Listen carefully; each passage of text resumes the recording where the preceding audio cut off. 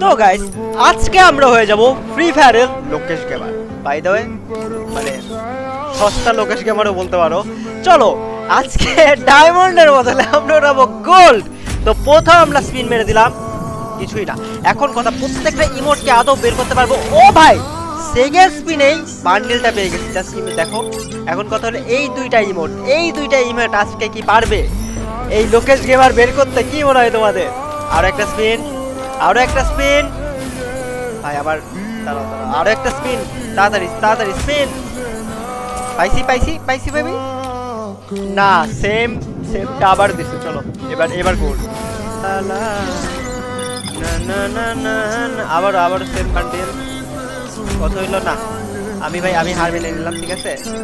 আচ্ছা হার মেনে পেয়ে গেছি বলে কেমনে কি খেয়ালই করি নাই। যাই হোক গাইস, ভালোই লাগলো, পেয়ে গেছি।